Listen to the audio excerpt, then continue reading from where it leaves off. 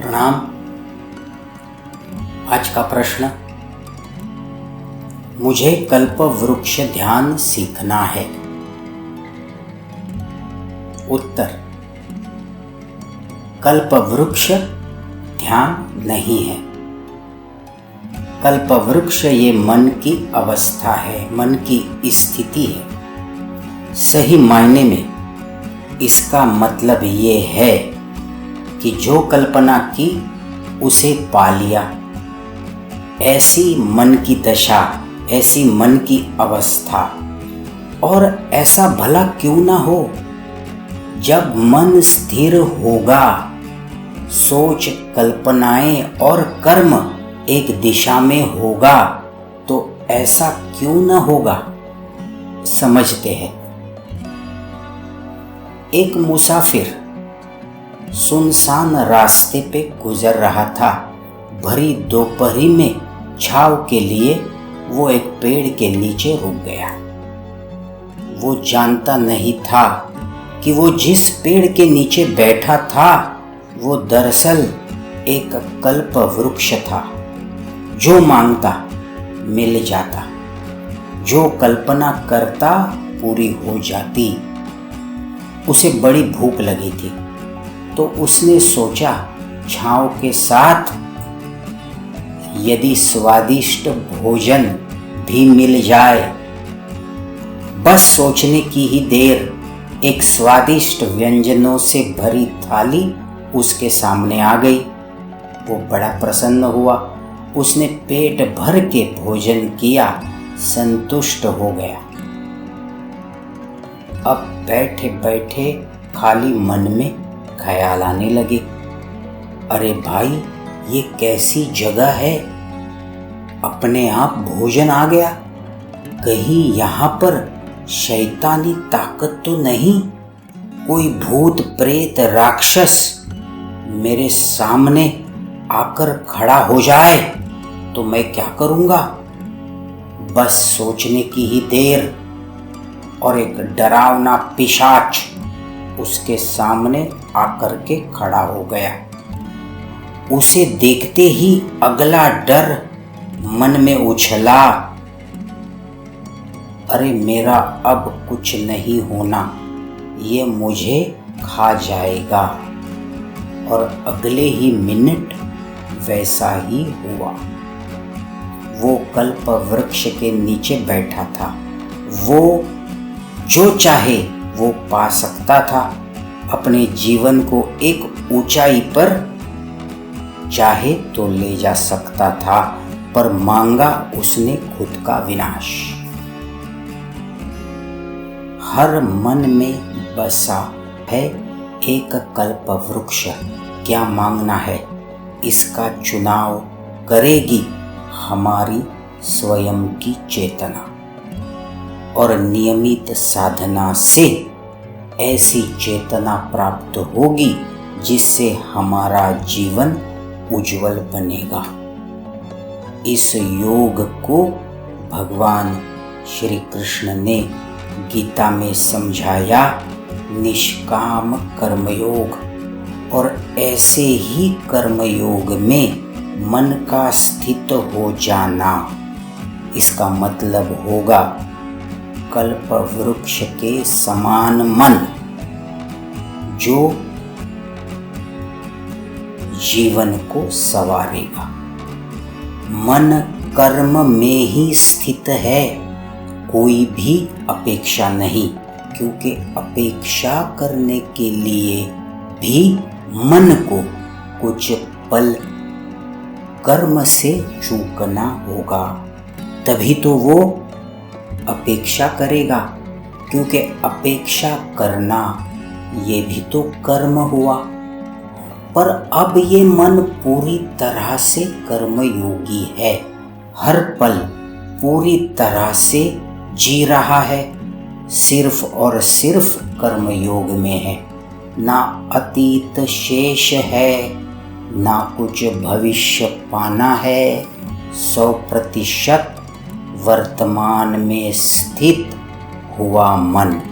और ऐसे मन की प्राप्ति के लिए बड़ी कठिन तपस्या करनी होगी। आज केवल शुरुआत ही हो सकती है। पर यहाँ पर एक विरोधाभासी बात भी जानना बहुत आवश्यक होगा।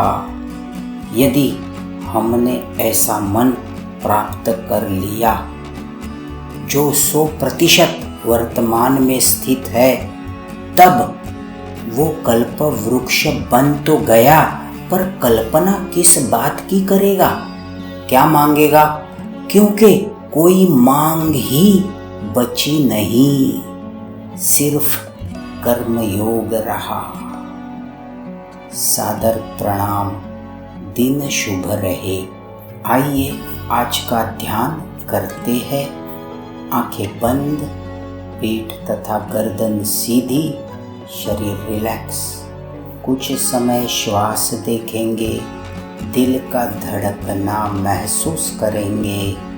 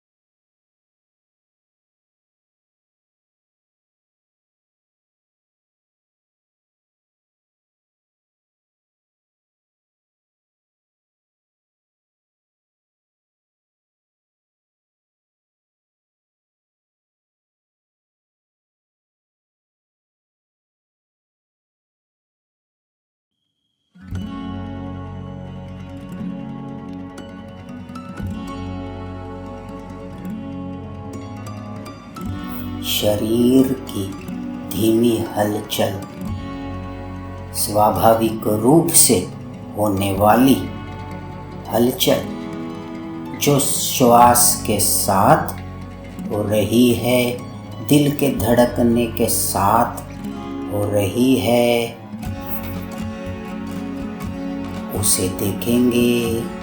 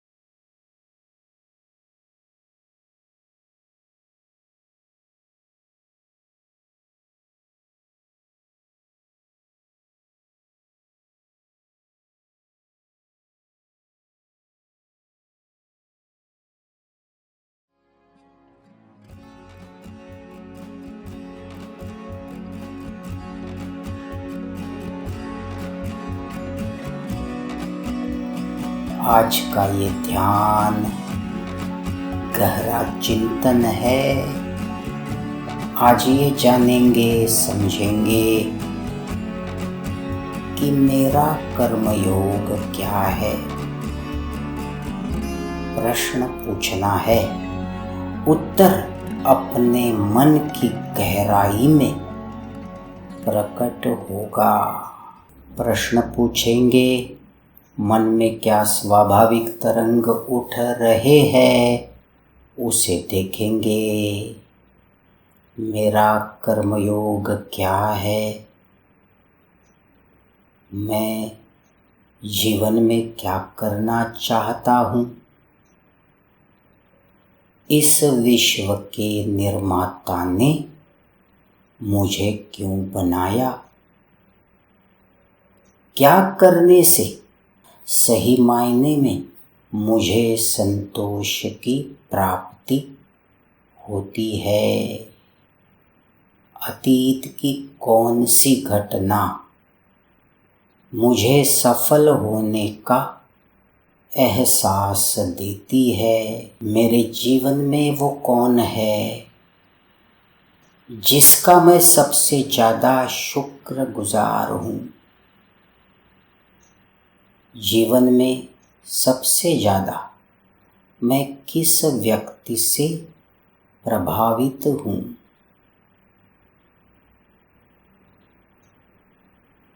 मन में उठने वाली हर एक तरंग को केवल महसूस करना है, देखना है।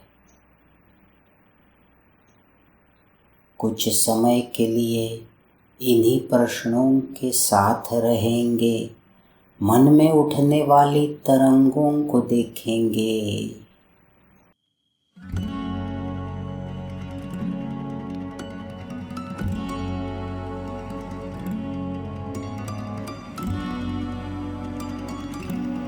बहुत अच्छा। आइए इस ध्यान की अवस्था से पुनः बाहर आए, जागृतावस्था में आए। धीरे धीरे आंखें खोलिए, चारों तरफ देखेंगे। बड़ा प्रसन्न लग रहा है, जीवन सुंदर है। आइए इस उत्साह के साथ, प्रेरणा के साथ आज का दिन बिताएंगे। शुभ हो, मंगल हो, जीवन शुभ रहे। धन्यवाद।